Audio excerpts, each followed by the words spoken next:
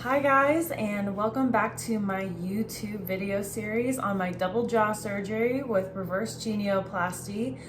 This is my recovery. I am 5.5 months post-op in my recovery.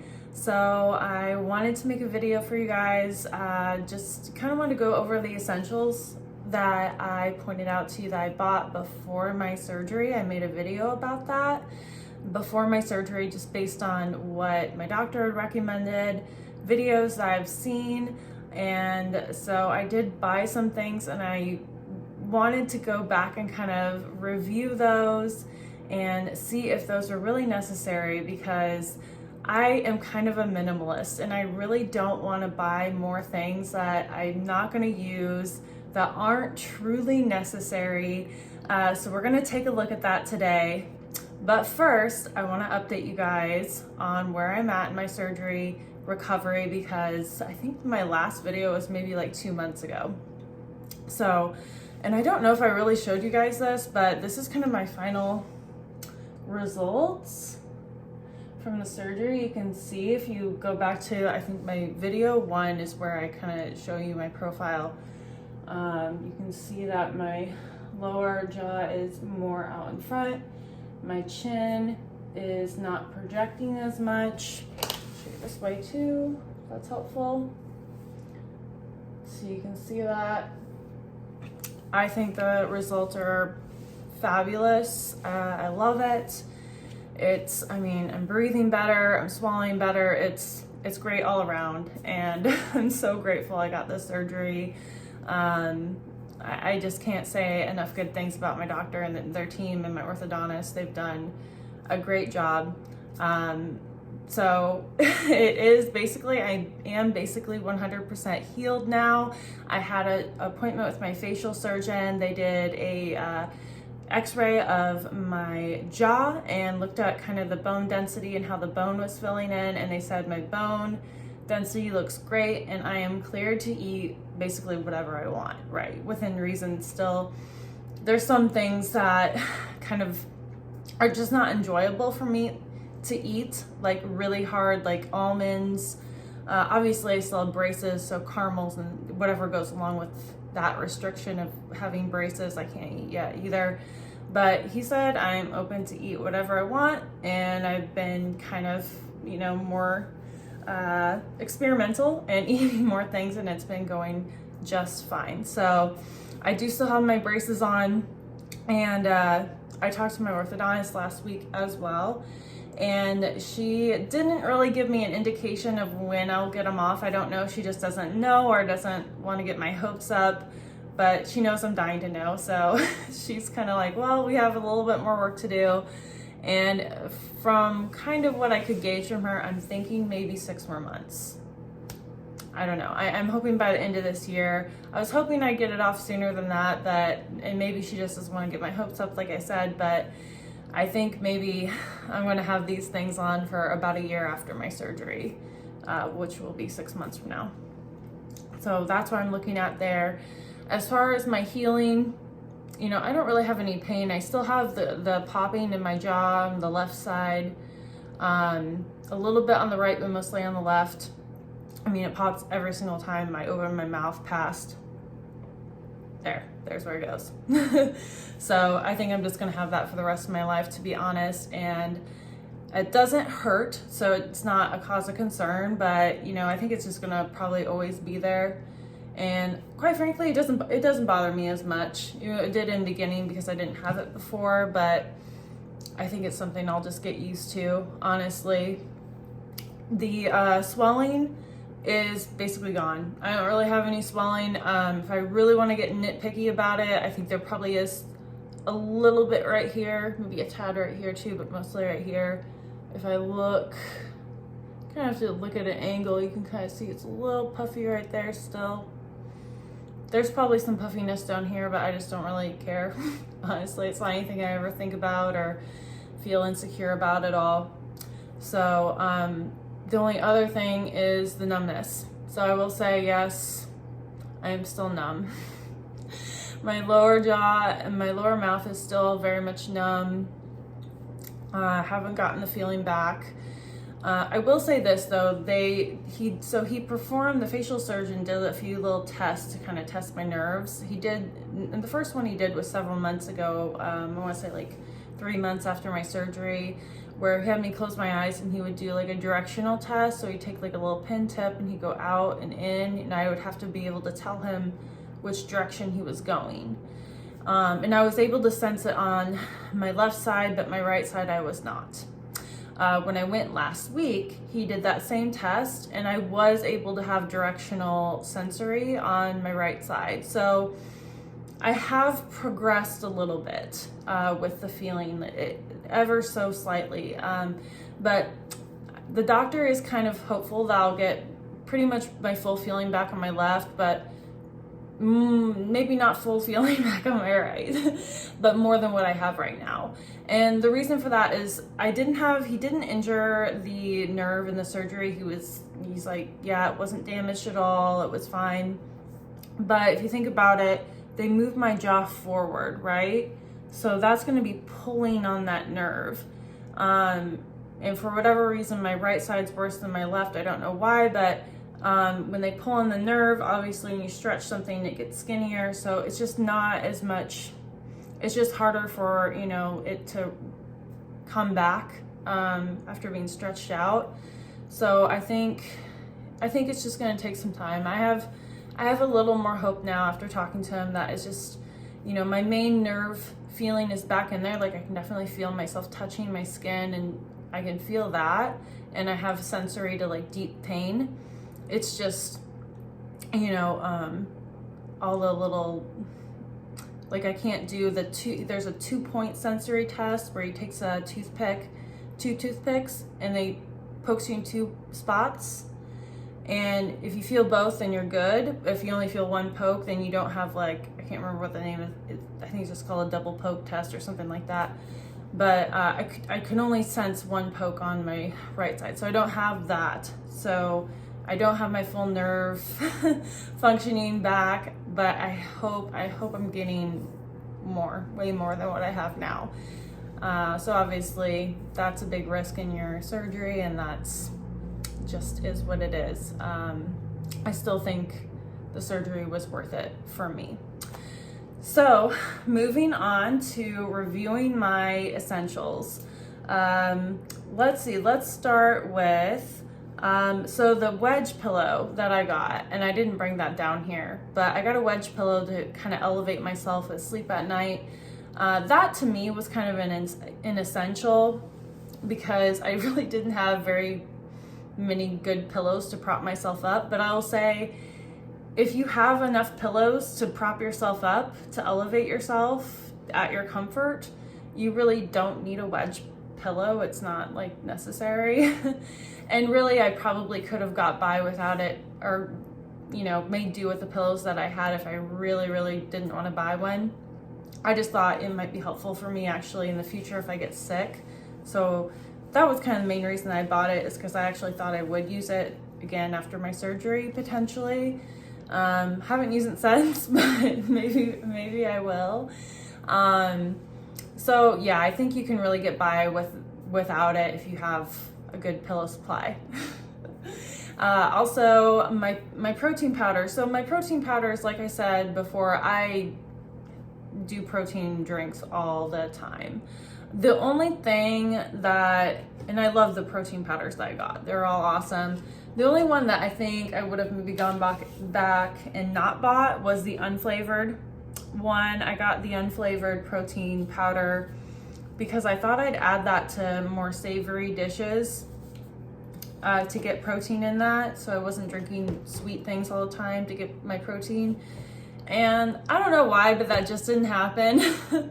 I think I tried it one time with a soup and it was really, really gross. But I think it was the soup and not the protein powder, or maybe it was just both of them together, that it just wasn't great. And then after that, I just never wanted to mix the protein powder with anything. But I think this protein powder, I have tried it since in a different soup, and it if the soup has enough flavor and the soup is good on its own, you add the protein powder in, it's probably fine. But I honestly I didn't use it that much, to be honest. I did use my liquid multivitamin. I think that was a good purchase. I got Benefiber as well, and honestly, there weren't a lot of times that I used it. You can do without that. My ice pack situation, so I got this purple ice pack. I would say this is kind of an essential. So you do need something to put ice on your face and strap it to your face. They do give you this jaw bra at the hospital that you can put ice packs in, but this was nice because you kind of need two, right, to like alternate. But this one also heats up. So when you're kind of trying to come off the swelling and make your cheeks not so puffy, you want to alternate ice and heat. So you want something that you can kind of strap to your face with heat on it too. So that was a good aspect of this. Now, the only thing that I wish I had was, so when you put this on, and I don't even know if I'm putting this on the right way. I think it's supposed to go this way, where this divot is under your neck, but I would wear it actually this way, like this, and I would hold the front flops like in front of my face, because you also need ice in this area too. And that was the tricky part, that really the jaw bra didn't address this area either. And this, you know, you had to hold it with two hands to get that area, to get ice and heat in this area. So I think what I would recommend, and I never did end up buying this, but I think this would be helpful, is one of those facial eye masks that has like the eyes and mouth and nose cut out that you can strap to your face. That can either, probably if you could find one that does ice and heat, I think that would be good. But that was one thing that I wish I had, and there weren't a lot of things that I wish I had. I pretty much was set, but that was one thing where I feel like if I would have had that, it would have been easier, because you get a lot of swelling here in your front, especially if you get the upper jaw done and they cut you right here and here like they did me.